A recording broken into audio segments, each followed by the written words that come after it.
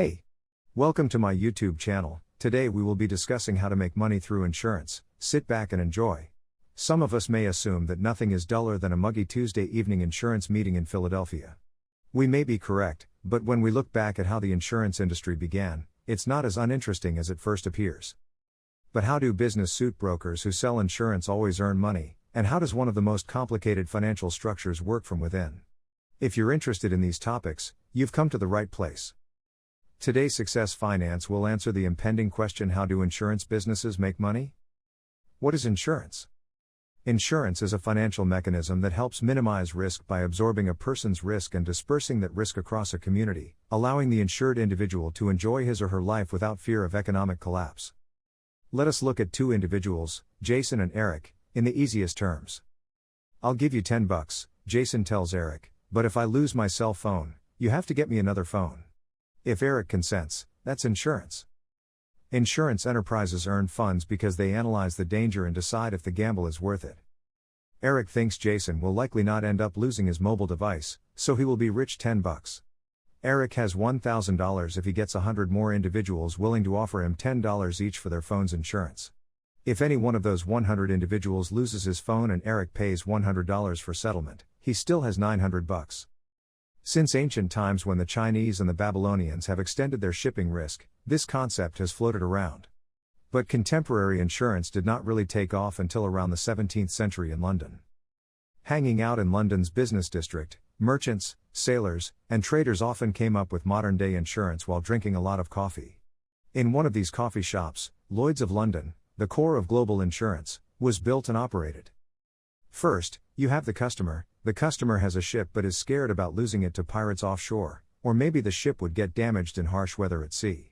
The customer contacts an insurance broker, the broker examines the ship, or invites somebody to check the ship and decides how much this ship's complete value pays. The broker then evaluates the danger, asks the customer when the ship is traveling and to which destination. He creates a policy with all this data, and he displays it to the third person in the chain, the insurance contractor. The contractor may exclude certain dangers for a cheaper premium and may involve a number of additional hazards for some more dollars. Many insurance contractors are usually approached now, but one is the leading one, and the lead underwriter, such as Eric, usually takes most of the danger and signs his name first of all in the policy document. When the policies have been decided, it shall be rendered legally acceptable, and the customer will be glad and his ship will move, but not after he pays the insurance premium, and the broker takes 10% and passes the remainder on to the contractor. But what if pirates steal and burn the cargo at sea, board the vessel? Well, the customer, if it's still alive, if not, an agent for the customer, will talk to the insurance broker, and the broker will visit the lead contractor and tell him the bad news. The other contractors are informed of the news. There might perhaps be up to 20 depending on policy, followed by the broker negotiating the customer's or representative's best claim solution. The contractors pay the money to the broker, who gives the money to the customer, without any cutoff. Once the fee is paid, the broker makes his cash and helps his customers to negotiate the best possible demands through gentlemanly honor. Now the contractor may not receive this as bad news. He might have reinsured his policy if he is wise and not covetous. Reinsurance brings the contractor in the customer's situation. Whilst maintaining a premium share, the contractor sells the policy to an insurance contract. Confused yet? Think back to Eric and his phone insurance. Eric can keep $1 for every 100 customers, i.e. he has $100 free danger if he resells his $10 mobile policy for $9 instead of the $10 earned. Likewise, a large part of today's Lloyd's London insurance is reinsured into smaller insurance companies around the globe. What therefore begins with a straightforward contract between the customer and the broker, Eric and Jason, extends to a company group which each benefits from the premium or reduces losses. That's how insurance operates, through risk spread across societies. Thus, maritime insurance came into being because shipowners had to carry on with their enterprise if they lost everything on the sea. But what about property insurance? In around the moment, in 1666, London's huge fire ravaged the town where modern insurance came into being, and in his excellent London Rehabilitation Project, renowned architect Sir Christopher Wren in 1667 ensured that an insurance firm could be included in his new scheme.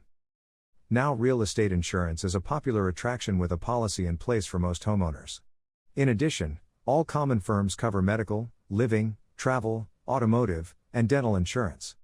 Even animal insurance is nowadays a big insurance business. In the course of time, insurance today is a strongly competitive business model, and it is great for you, the customer, since policy prices are as low as possible. Insurance companies now look forward to creating an economic pool with as many policies as possible. Thousands of strategies bring the premium, and they invest that cash in a different economic product. Therefore, the policyholder may be able to pay more claims than the policy premiums they receive. But all of these premiums have been invested in a high-interest investment system so that they make their cash outside the initial insurance product. Insurance is a way to build money flow for more profitable investments in this instance. What do you actually think? Have you got insurance against unforeseen things? Is there too much to charge by insurance companies? Is everything a scam? In the comment box, let us know your opinion.